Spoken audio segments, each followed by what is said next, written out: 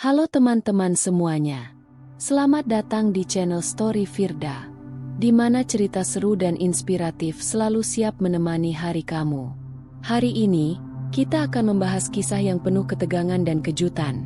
Seorang polisi yang mencoba menilang tukang ojek online saat razia mendadak. Tapi ternyata tukang ojek itu bukan sembarang orang. Dia adalah tentara yang sedang menyamar. Konflik antara keadilan dan korupsi pun pecah, dengan aksi dramatis yang bikin deg-degan sampai akhir. Penasaran bagaimana akhirnya cerita ini berakhir? Yuk, tonton sampai habis dan jangan lupa tulis pendapat kamu di kolom komentar. Apa menurut kamu tindakan polisi itu bisa dibenarkan? Atau justru wajar kalau Dani, sang tentara, beraksi seperti itu? Share juga pengalaman kamu kalau pernah melihat razia yang kontroversial. Ayo, kita ngobrol seru di komentar.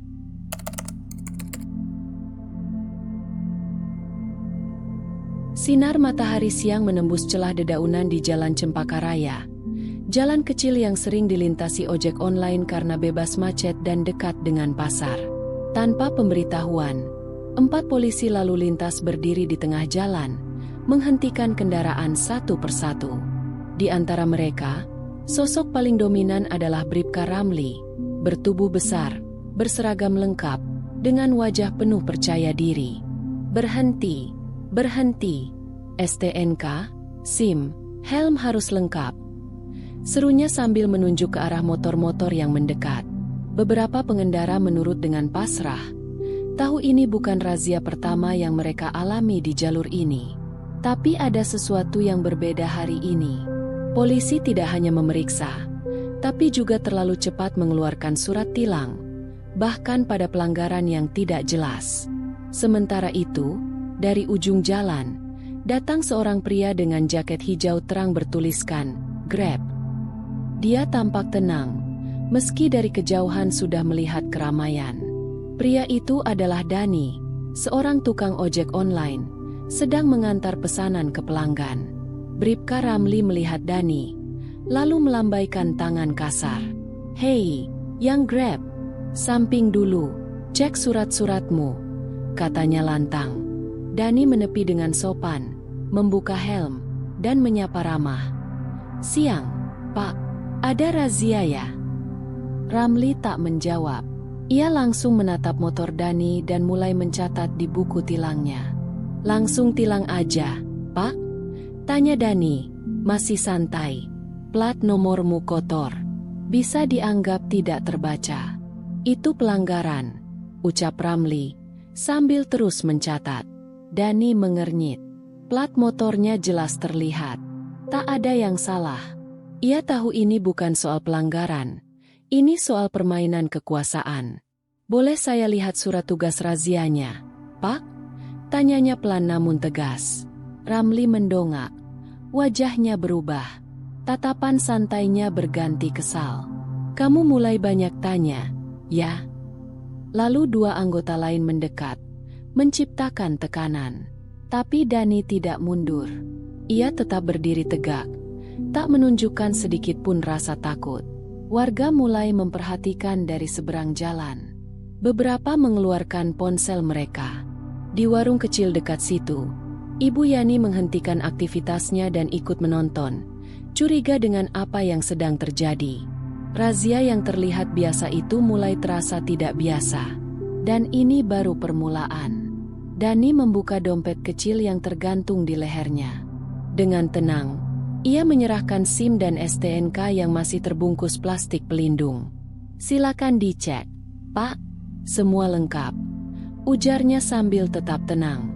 Bribka Ramli menerima berkas itu, menatap sekilas, lalu mengangguk singkat. Tapi bukan karena puas. Ia justru malah bersungut-sungut. "Ini motor kamu?" tanya Ramli dengan nada mencurigakan. "Iya, atas nama saya sendiri. Bisa dilihat di STNK-nya," jawab Dani. Ramli tetap mencatat sesuatu di surat tilang. Nomor mesinnya kayaknya beda. Harus dicek lebih lanjut. Dani menoleh ke motornya, lalu kembali menatap Ramli. "Nomor mesinnya tidak diganti, Pak. Motornya baru," Cicilan masih jalan. Kalau perlu kita cek bersama di bengkel resmi. Ramli pura-pura tidak dengar. Ia malah menoleh ke petugas lain. Yang ini kita tahan STNK-nya aja dulu. Prosedurnya jalan aja. Katanya keras-keras agar Dani mendengar. Dani menarik napas panjang. Pak, saya tidak melakukan pelanggaran. SIM ada, STNK sah. Helm saya standar SNI. Jaket saya resmi. Saya hanya sedang antar orderan. Apa pelanggaran saya sebenarnya? Ramli menatap tajam. Mungkin sudah biasa dapat perlawanan. Tapi tidak dari tukang ojek seperti Dani yang terlalu tenang dan sistematis. Loh, jangan ngajarin saya hukum, ya? Ini pelanggaran teknis. Lampu rem belakang kamu mati. Dani langsung memutar badannya dan menekan rem. Lampu menyala terang. Lampu hidup, Pak. Ramli semakin geram. Kamu ngeyel, ya? Mau panjang urusan? Dani membalas dengan suara datar. Saya cuma minta kejelasan. Dan kalau ini razia resmi, saya ingin tahu dasar hukumnya. Surat perintah tugasnya mana? Ramli terdiam sejenak. Lalu matanya menyipit. Kamu mulai bikin repot, ya? Tanpa menjawab pertanyaan Dani, Ramli melipat surat tilang kosong dan berkata, kalau kamu mau cepet, ya udah, damai aja. 100.000. Nggak usah ribet. Beberapa warga mulai mendekat lebih dekat. Dari warung, Ibu Yani terlihat merekam dengan ponselnya. Suasana mulai tidak nyaman. Dani menatap tajam, bukan dengan marah, tapi dengan pandangan seperti sedang menganalisis situasi. Damai atas pelanggaran yang tidak ada? Serius, Pak? Ramli mendekat. Suaranya lebih pelan tapi mengancam. Kalau kamu nggak mau nurut, saya bisa tahan motormu. Mau saya buat ribet? Dani tersenyum kecil. Senyum yang bukan karena geli, tapi karena dia mulai yakin pria di depannya tidak tahu dengan siapa dia berurusan. Masih tenang, Dani menjawab. Kalau begitu, silakan tahan. Tapi semua ini akan saya laporkan. Ramli tertawa kecil. Sinis. Laporan kamu bisa apa? Kamu cuma ojek. Dani tak menjawab, tapi sorot matanya berubah. Tegas, tidak main-main. Perasaan tidak nyaman mulai merayap di dada Ramli. Tapi egonya belum membiarkan dia berhenti. Dan tanpa mereka sadari, konflik kecil ini baru mulai menyalakan api yang lebih besar. Kerumunan mulai terbentuk. Beberapa pengendara lain berhenti menonton. Kamera ponsel diam-diam diarahkan ke arah Dani dan Bribka Ramli. Suasana yang awalnya terasa seperti razia biasa mulai berubah tegang. Dani masih berdiri tegak. Tangannya menyilang di dada. Tatapannya langsung ke mata Ramli. Kalau memang razia resmi, saya berhak tahu. Mana surat tugas razia Bapak hari ini? Bribka Ramli terdiam sejenak. Wajahnya tegang. Pandangannya bergeser ke kiri dan kanan, seolah mencari-cari alasan yang bisa dipercaya. Lalu ia menunjuk ke arah salah satu petugas muda di belakang. Suratnya sama anggota belakang. Saya tinggal di mobil. Dani tidak bergeming. Kalau begitu, boleh saya lihat sekarang? Ramli menghela napas cepat. Gerak tubuhnya mulai gelisah. Ngapain kamu repot nanya-nanya begitu? Kamu tuh siapa? Cuma ojek. Justru karena saya cuma ojek, saya harus tahu hak saya, balas Dani tenang. Petugas muda yang disebut Ramli hanya berdiri kikuk di belakang, tak membawa apa-apa. Ia bahkan tidak berani mendekat, apalagi menunjukkan surat tugas. Beberapa warga yang menyaksikan mulai saling berbisik. Ibu Yani dari warung menyela lantang. Loh Pak, emang kalau razia harusnya ada surat tugas, kan? Saya nonton berita kemarin tuh. Gak bisa asal razia. Ramli menoleh ke arah Ibu Yani dengan pandangan tajam, tapi tak berkata apa-apa. Ketegangan makin terasa. Dani melangkah maju satu langkah, masih menjaga nada suaranya tetap netral. Kalau tidak bisa menunjukkan surat tugas, saya anggap ini razia tidak sah. Dan tindakan menahan STNK saya tanpa dasar, itu melanggar. Ramli mengepalkan tangan. Ia jelas makin terpojok. Tapi alih-alih mereda, ia justru berusaha mendominasi kembali. Ini jalan umum. Kami berwenang di sini. Kamu banyak bacot, ya? Bukan bacot, Pak. Dani membalas. Ini prosedur. Dan saya hafal aturan.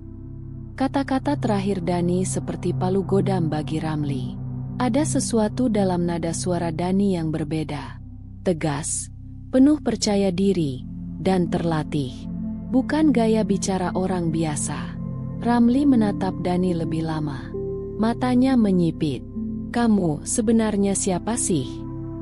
Dani hanya tersenyum kecil. Tapi tak menjawab.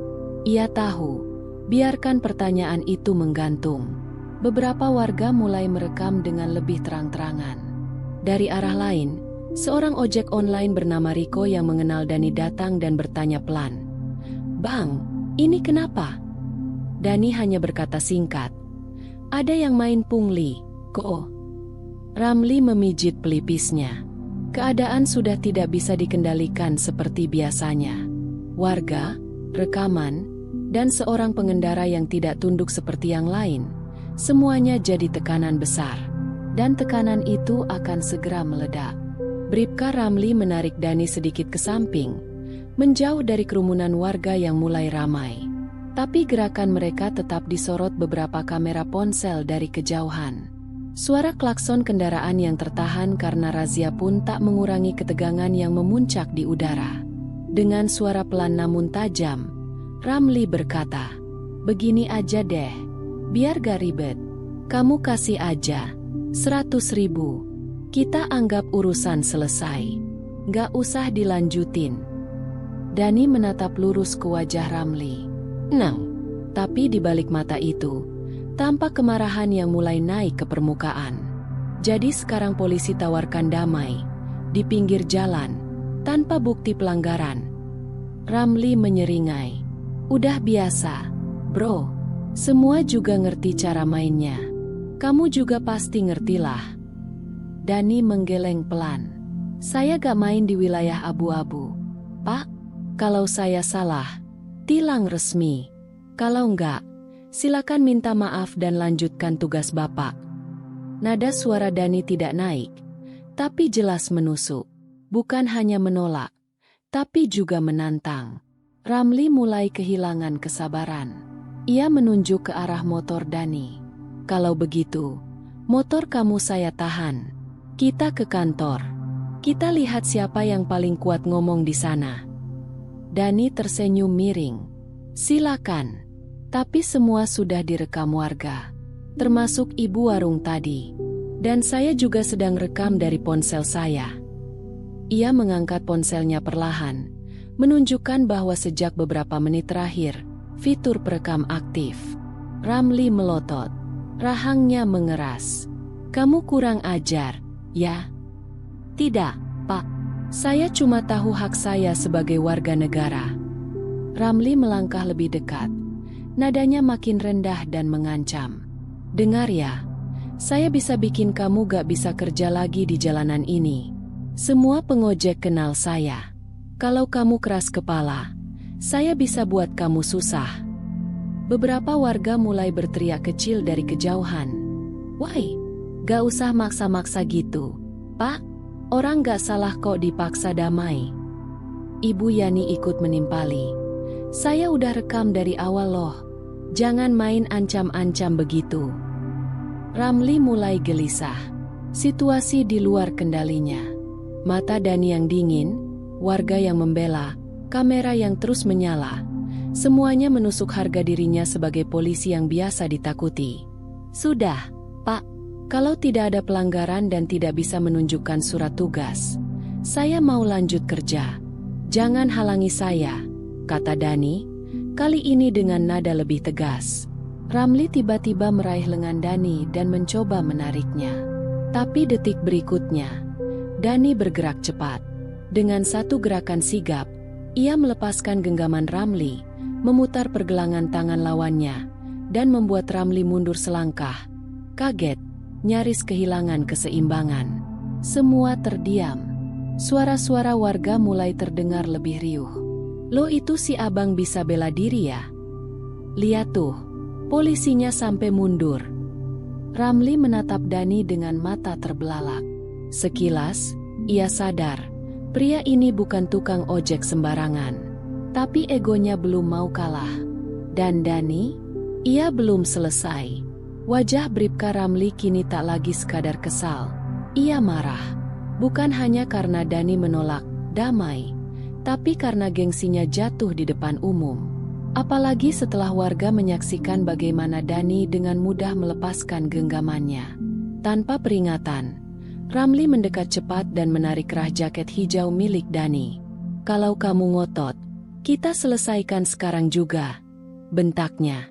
Dani tidak melawan, tapi sorot matanya berubah tajam. Warga berteriak, "Weh, ngapain narik-narik gitu, Pak? Jangan kasar dong, itu kekerasan." Namun Ramli tak peduli. Dengan kasar, ia merogoh tas selempang Dani tanpa izin, membuka paksa resletingnya. "Apa ini? Siapa tahu kamu bawa sesuatu yang ilegal," katanya sambil mengobrak-abrik isi tas. Dani menahan diri. Ia masih diam, tapi wajahnya menegang. Di dalam tas hanya ada powerbank, charger, dompet kecil, dan beberapa dokumen pribadi. Semuanya bersih, tapi tindakan Ramli sudah kelewat batas. "Itu tas pribadi saya, Pak. Bukan hak Bapak menggeledah tanpa izin atau surat perintah," ujar Dani dingin. Ramli tak menggubris. Ia terus membalik isi tas, lalu membuang isinya ke atas motor Dani dengan kasar. Dani menatap semua itu dalam-dalam. Tangannya mengepal, tapi ia masih menahan diri. Beberapa warga mendekat lebih dekat kini. Beberapa di antaranya sudah terang-terangan merekam dari jarak 2 hingga 3 meter. "Udah Pak, jangan main tangan," teriak salah satu ojek online yang baru datang. Wahyu, teman satu komunitas Dani. Ramli memutar badan, menatap ke arah kerumunan. "Siapa yang mau ikut campur? Sini, mau saya tahan juga." Warga bergeming, tapi mereka tahu sesuatu sedang memuncak. Dani mengangkat barang-barangnya satu persatu, perlahan. Lalu menatap Ramli. "Bapak baru saja melanggar prosedur, menyentuh saya tanpa alasan, membuka barang pribadi saya tanpa izin, dan menyalahgunakan wewenang," katanya dengan suara datar. Ramli mencibir. "Kamu mau apa? Lapor? Kemana?" Dani menatap lurus. "Tenang, ke atasan langsung Bapak." Ramli mendadak diam. Dani merapikan jaketnya, mengambil kembali STNK dari tangan Ramli, lalu menatap sekeliling, memastikan kamera warga terus merekam. "Dan jangan kaget nanti sore ada panggilan ke kantor. Pak, kita lihat siapa yang benar." Ramli masih membeku, mulai sadar. Ia baru saja menyerang seseorang yang sangat siap, dan lebih dari sekadar tukang ojek. Dari seberang jalan, di bawah payung merah warung kopinya, Ibu Yani sudah berdiri sejak awal. Ponsel tuanya masih merekam. Tangan kirinya gemetar menahan amarah. Ia tak pernah suka razia dadakan. Bukan karena takut, tapi karena terlalu sering melihat pengendara kecil jadi sasaran. Dan hari ini, kemarahannya memuncak. Tiba-tiba ia berteriak lantang dari balik warungnya. "Jangan mentang-mentang pakai seragam terus bisa main kasar seenaknya, Pak Polisi." Suara itu membuat semua kepala menoleh. Ramli yang baru saja mencoba merapikan wajahnya kaget. Dani menoleh pelan. Warga lain juga makin mendekat.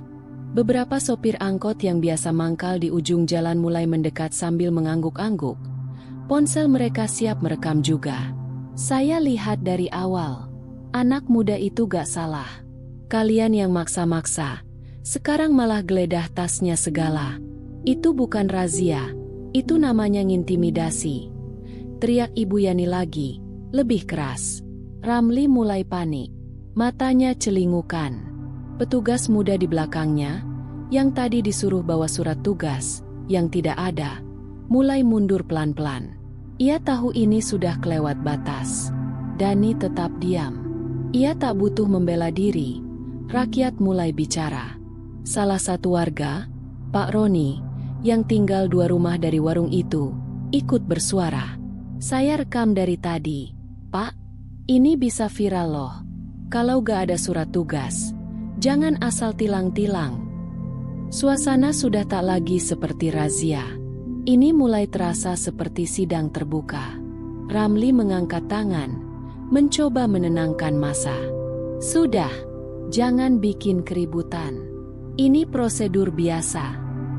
Tapi suara warga lebih lantang.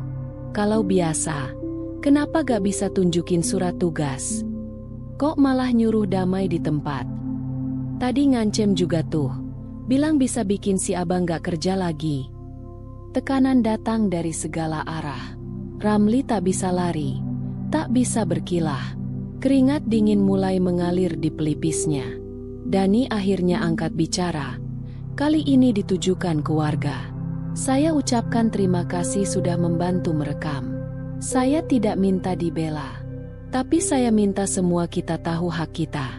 Kalau ada razia, minta lihat surat tugas. Kalau gak bisa tunjukin, itu bukan razia resmi. Warga serentak mengangguk.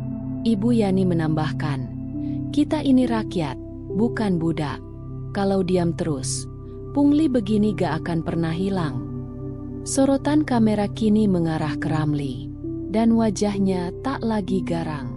Ia tahu, hari ini, ia bukan lagi penegak hukum. Hari ini, ia terdakwa di pengadilan jalanan. Setelah keributan mereda sedikit, Dani berdiri tegak. Ia sudah memungut semua barangnya dari jok motor yang tadi diacak-acak. Jaket hijaunya ia rapikan perlahan, lalu menatap bribka Ramli dalam-dalam. Tak ada lagi keraguan di matanya. Saya peringatkan sekali lagi, Pak, jangan main-main dengan saya.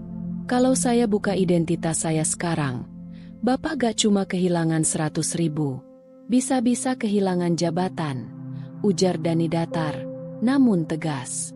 Kerumunan langsung terdiam. Ramli terbelalak sejenak, tapi lalu tertawa. Tawa sarkastik.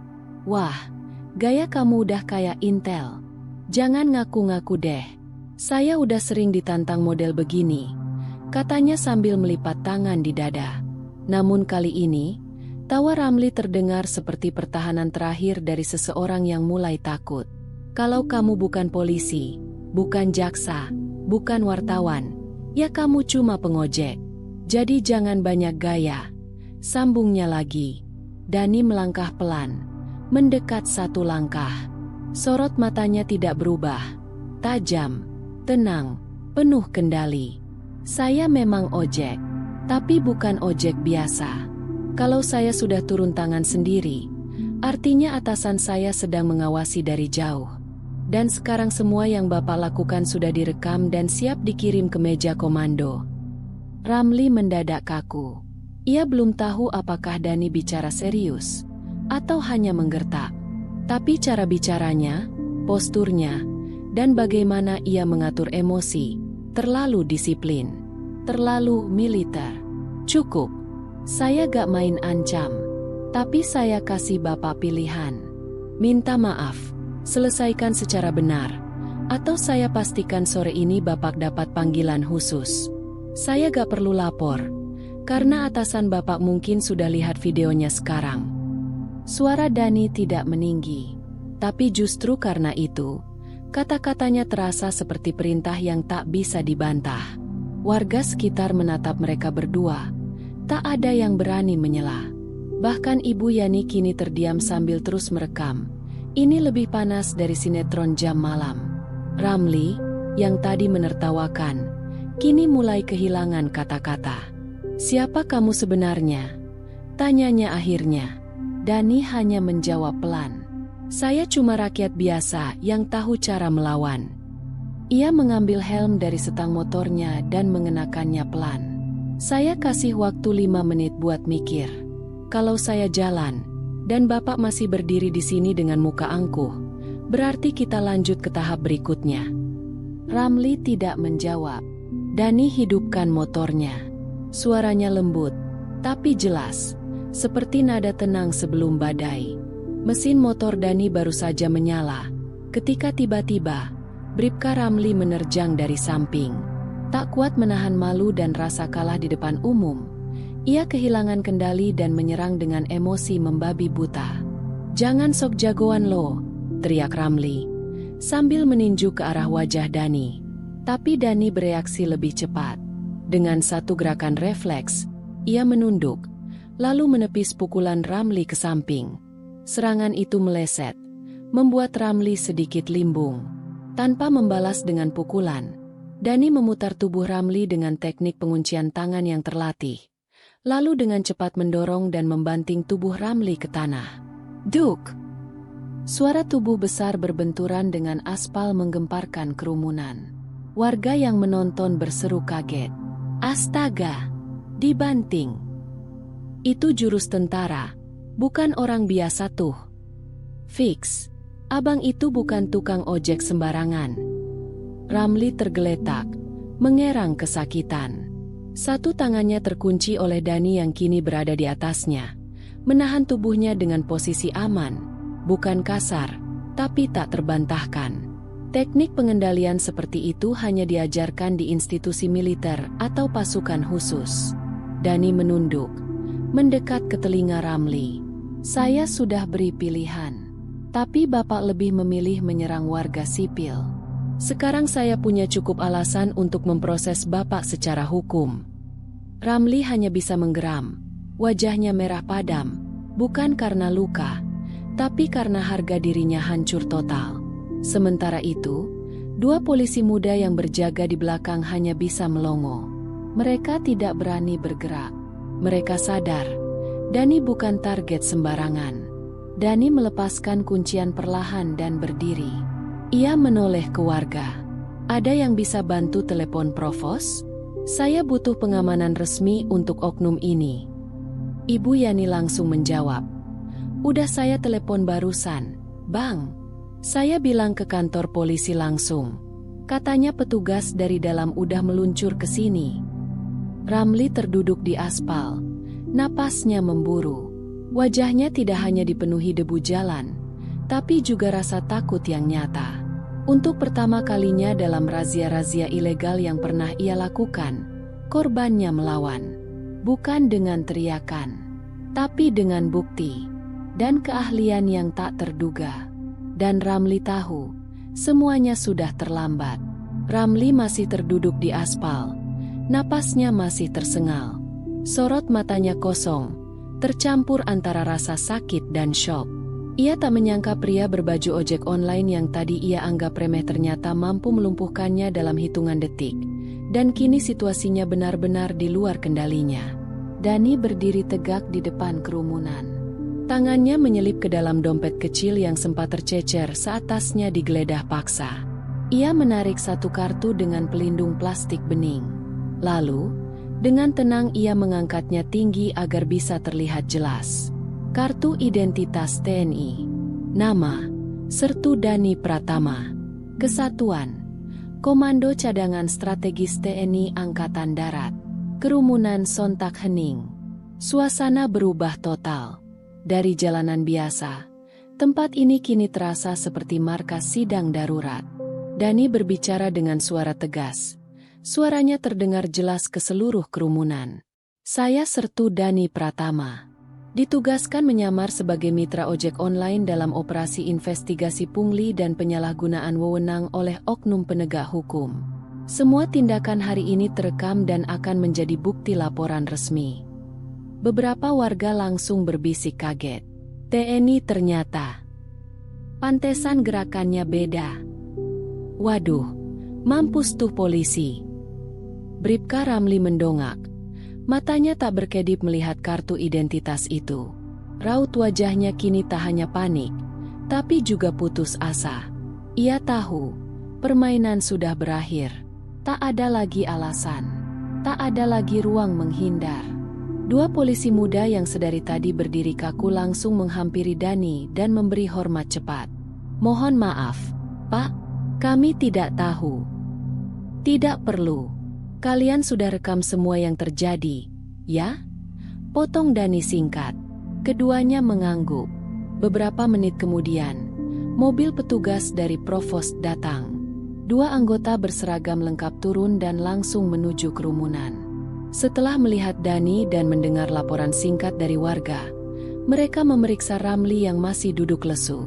Dani memberikan kartu identitasnya sebentar untuk dicatat, lalu menyampaikan, yang bersangkutan menyerang warga sipil, memeras dengan dalih razia fiktif, menggeledah tanpa izin, dan melanggar etika profesi.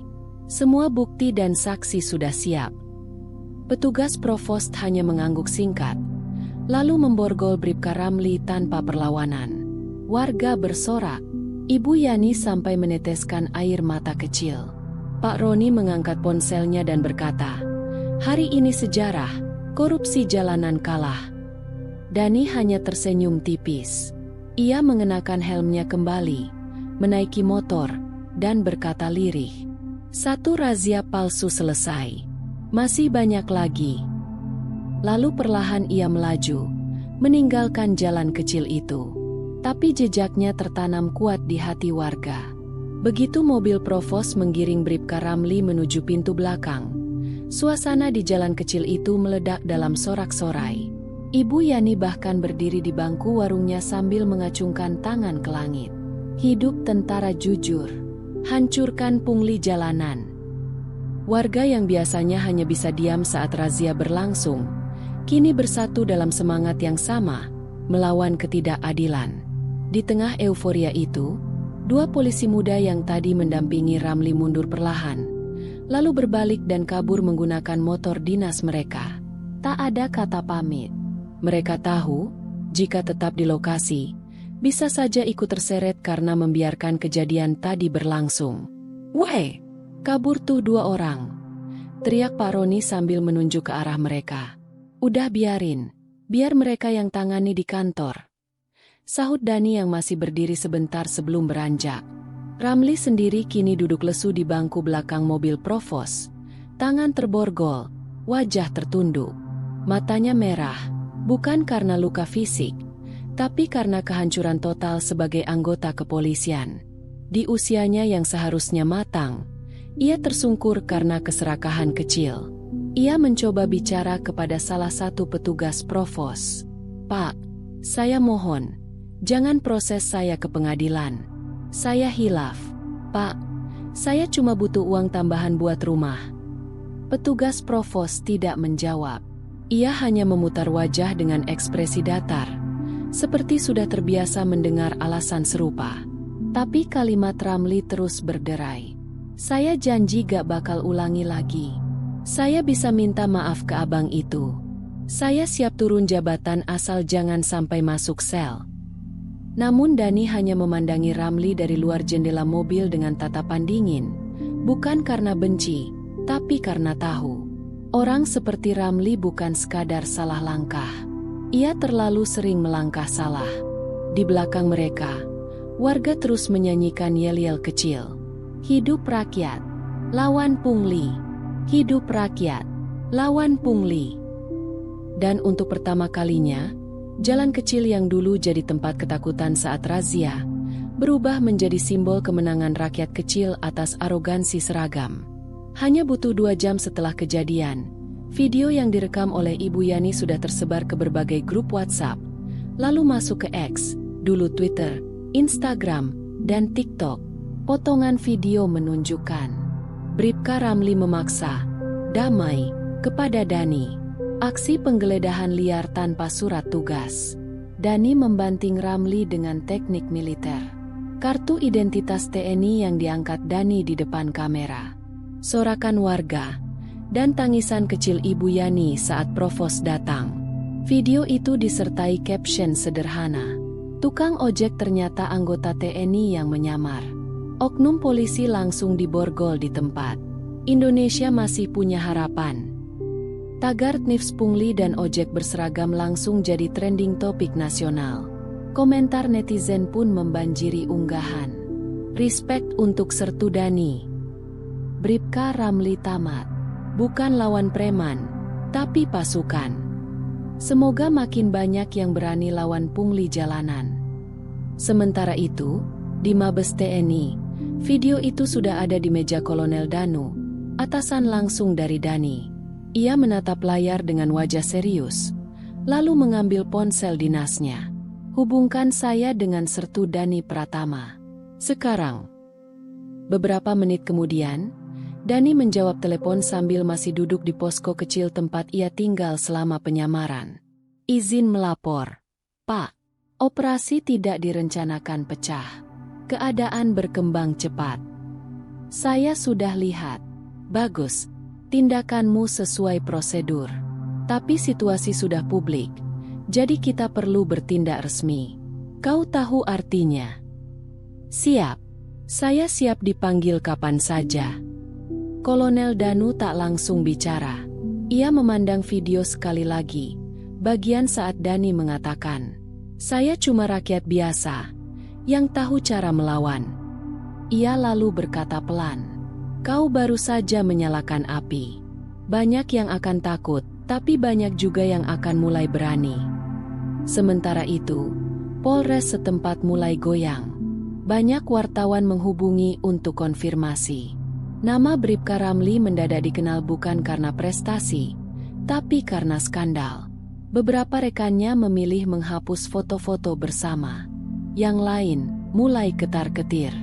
Dani menutup telepon, lalu menghela napas panjang. Ia tahu ini belum akhir. Tapi ia juga tahu, kebenaran yang direkam tak bisa dibantah. Keesokan harinya, suasana di kantor Polres berubah menjadi tegang. Bribka Ramli dipanggil ke ruang interogasi utama. Meja kayu besar itu kini menjadi saksi bisu bagi nasibnya yang bergantung pada keputusan atasan. Kapolres duduk di balik meja. Wajahnya serius namun terlihat lelah. Ia menatap Ramli dengan tatapan tajam. "Ramli, kita sudah terima laporan lengkap, video viral, saksi, dan bukti-bukti lain. Apa yang mau kamu jelaskan?" Tanyanya lugas. Ramli menghela napas panjang. Suaranya bergetar. "Pak, saya mengaku salah. Saya hilaf. Tapi saya minta kesempatan kedua. Saya siap menjalani sanksi apapun, asalkan tidak dipecat." Kapolres menggeleng pelan. "Kamu tahu, ini bukan sekadar hilaf biasa. Ada laporan soal pungli, intimidasi, dan penyalahgunaan wewenang.